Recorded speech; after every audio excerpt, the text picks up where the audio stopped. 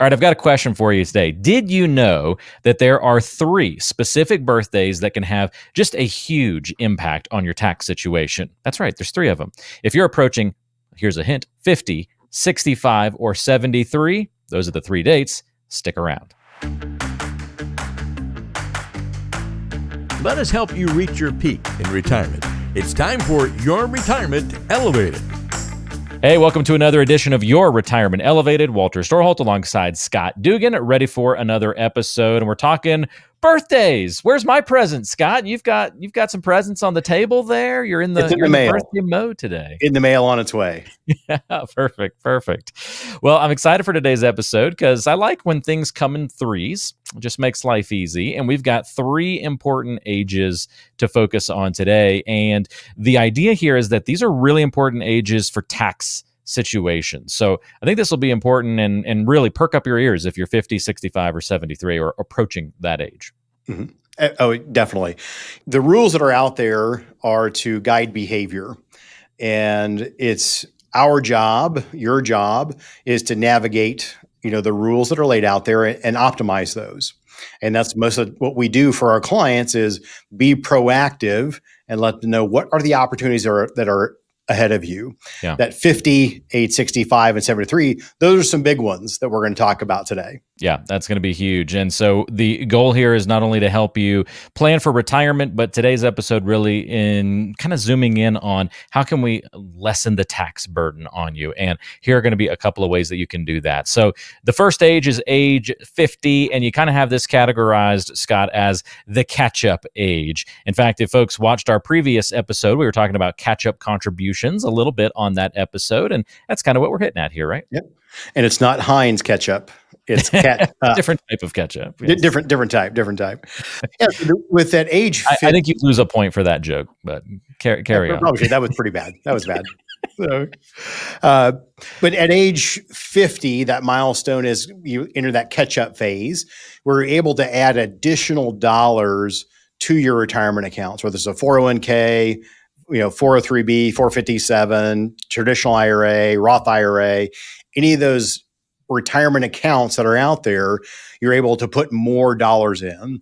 And so an example, catch-up provision at age 50, an extra $7,500 go on top of your $23,000 into the 401k. And that's just your contributions.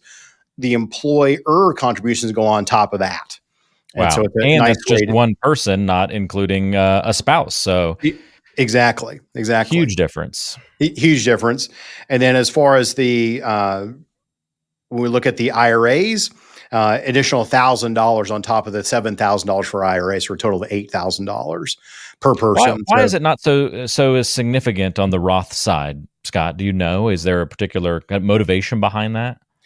On the traditional and the Roth side, there's just the rules that they have. Most of the time, if someone is doing a traditional IRA or traditional IRA or a Roth IRA contribution, they usually will have a retirement plan at work, like a 401k, and so that's where most of their dollars are going to go into that 401k. The traditional or Roth, self-directed IRA, for example, that's just on the side. People take care of that, on their own. So usually the limitations are smaller to do that. Gotcha. Okay. Thank you. So again, the tax benefits, what are those tax benefits? So if we're putting those contributions into a tax deferred account, like a traditional 401k, traditional IRA, we're getting a tax deduction on our income for that year. So again, if we make $100,000 and we put in $20,000 into our retirement account, we're going to get taxed on that $80,000. That $20,000 gets contributed to the account, the 401k. It grows tax deferred over time. And when you start pulling money out of it, that's when you're taxed on not only what you put into it and any growth. So you're getting a tax deduction now, but you're going to pay the tax bill later when you start distributing the funds for your retirement income. Okay, excellent. Now, there have been changes to all of this over the course of the last several years with Secure Act 2.0. I know I've heard you speak about that, and that's going to change these catch-up rules a little bit as the years kind of pass us by here soon. It is, and this is going to be in 2026, the Secure Act 2.0. Depending on your income levels, if you're a high income earner, those catch up contributions are probably not going to be tax deductible under current law. Oh, okay. So you're not, if you've got an extra $5,000 that you want to contribute as a catch up provision, it's going to go in the Roth portion of your account. But so you're going to pay taxes on that money going into it, but that money grows tax free and comes out tax free later.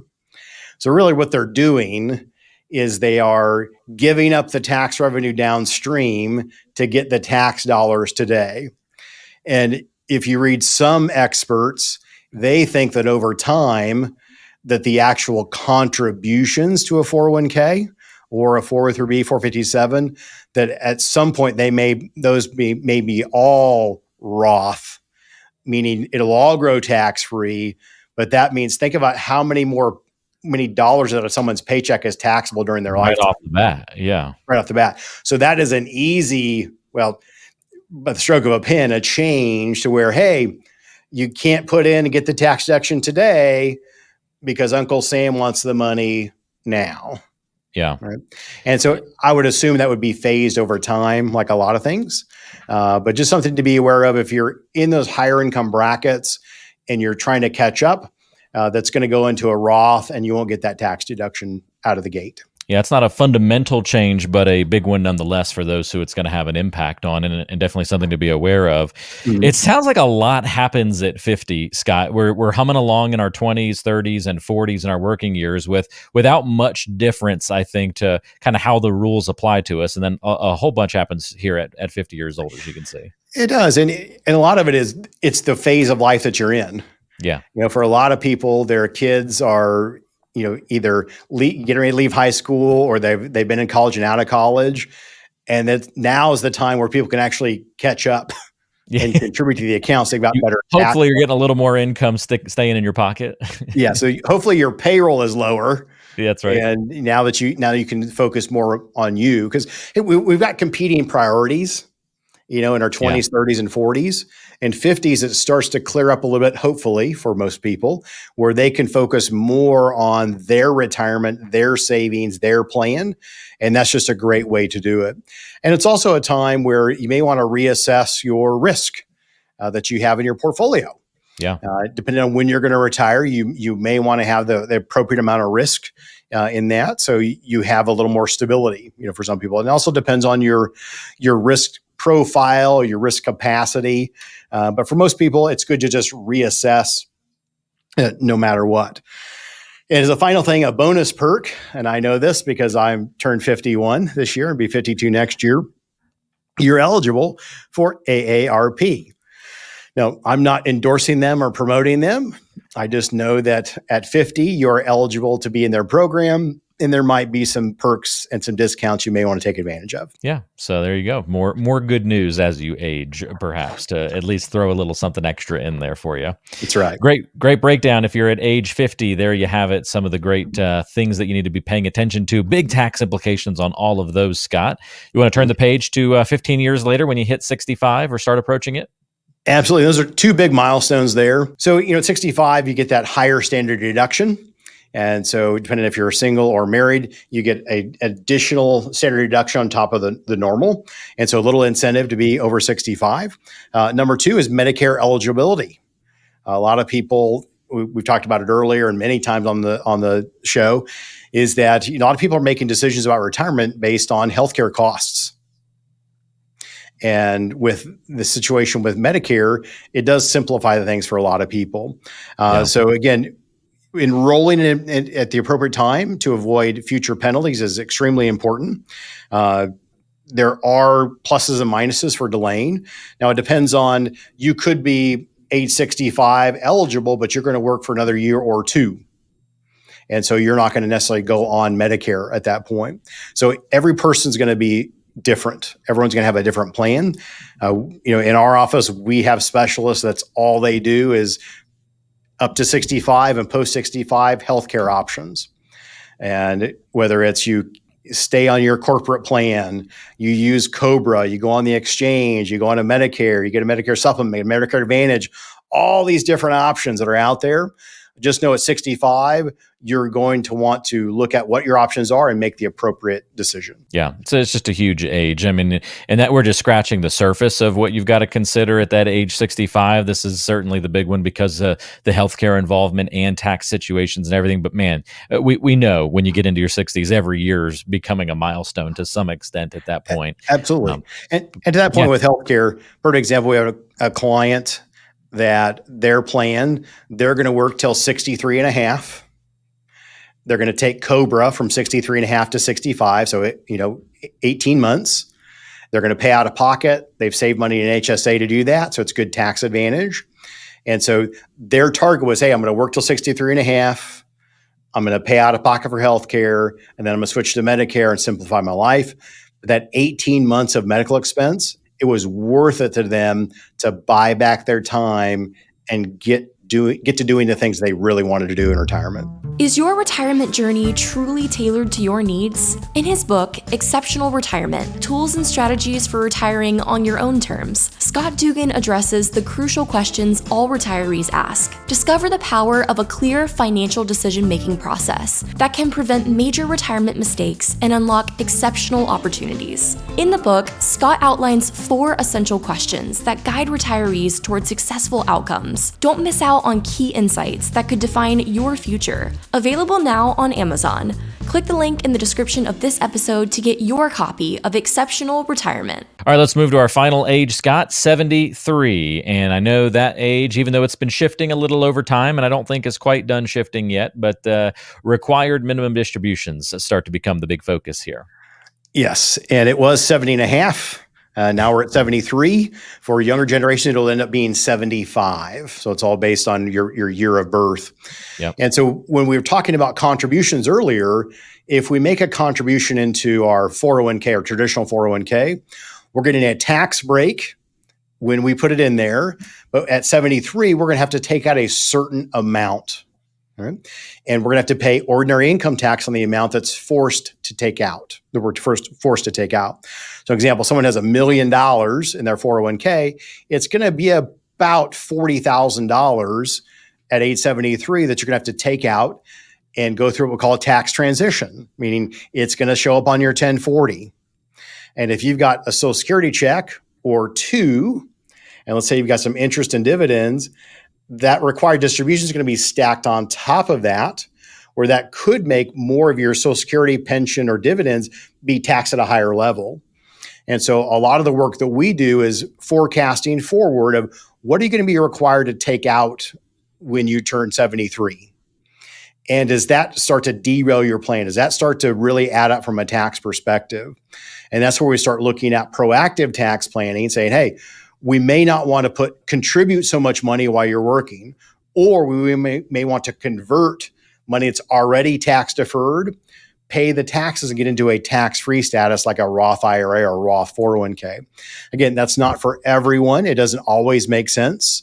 But you definitely need to look into that in your personal situation to say, hey, what is the right thing to do in my situation? And as a recap, when you reach 50, you have options. You've got more opportunity.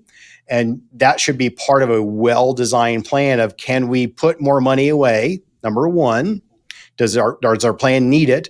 Number two, how do we save it? Do we save it in tax deferred or do we save it in tax free? So 2 big decisions that you have to make once you reach 50. And then once you reach 65, that's the big healthcare question. Do we go into Medicare supplement, Medicare Advantage? What do we do in that scenario? And at 73, let's make sure that what we're doing today, what are we going to be forced to take out later? And we may need to consider, are taxes going to be higher later in life, later in the retirement? My guess is they probably are. That is my belief, because I believe that the federal government's appetite for revenue is not decreasing. Right. I mean, we're having exponentially growing national debt. And so I think they're not satisfied with later. one piece of birthday cake, Scott. They want the whole cake almost. They want a big piece of that cake for sure. They're your partner in this whole situation. So again, these are all milestone birth dates that allows you to take advantage of certain things that are out there, or you want to be more prepared for the things that are coming at you. That's why we talked about it today, because the only good surprise is a surprise that we like. All right. We don't want bad surprises, and not knowing you could contribute, not knowing about the penalties in Medicare, not knowing if you don't take the right out amount of your required minimum distribution, it's a 25% penalty. Those are bad surprises, and we want good surprises. Excellent. Well, here's a good surprise. If you are approaching one of those dates and you don't have a financial plan in place, well, you can get one by meeting with Scott and the team at Elevated Retirement Group. In fact, it's really easy to get in touch. You can find contact information in the description of today's show, whether you're watching on YouTube or listening on your favorite podcasting app, or you can go straight to listentoscott.com. We've got resources there for you on the website and more information, as well as past episodes, or you can call 913-393-4724 to get in touch as well. You can pick up a copy of Scott's book while you're at it. Just lots of educational opportunities at your fingertips when you interact with Scott and the great team at Elevated Retirement Group. Hey, while you're here, if you're watching on YouTube, don't forget to like and subscribe to the show so you don't miss future episodes. Leave us a comment if you have any questions on anything there as well. Scott, thank you so much for the help and guiding us through these different important ages, and we'll catch up with you soon. Looking forward to it. All right, we'll see everybody again next time on Your Retirement Elevated.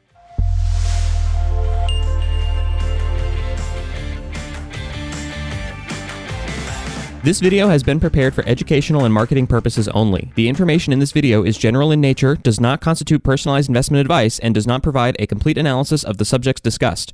All investments involve risk, and different types of investments involve varying degrees of risk. There can be no assurance that any specific investment strategy will be profitable or suitable to you. Additionally, although information presented in this video is believed to be factual and up to date, we do not guarantee its accuracy. You should consult an attorney or tax professional regarding your specific legal or tax situation and should consult a professional advisor before implementing any of the strategies mentioned in this video. Investment advisory services are offered through Elevated Capital Advisors LLC, an SEC-registered investment advisor affiliated with Elevated Retirement Group LLC. Registration as an investment advisor does not constitute an endorsement of Elevated Capital Advisors LLC by securities regulators, nor does it indicate that the firm has attained a particular level of skill or ability. Insurance advice and products may be offered by a third-party insurance producer, which may be affiliated with Elevated Retirement Group LLC and Elevated Capital Advisors LLC. Walter Storholt and Third Wheel Media LLC receive compensation for their assistance in preparing and hosting this video.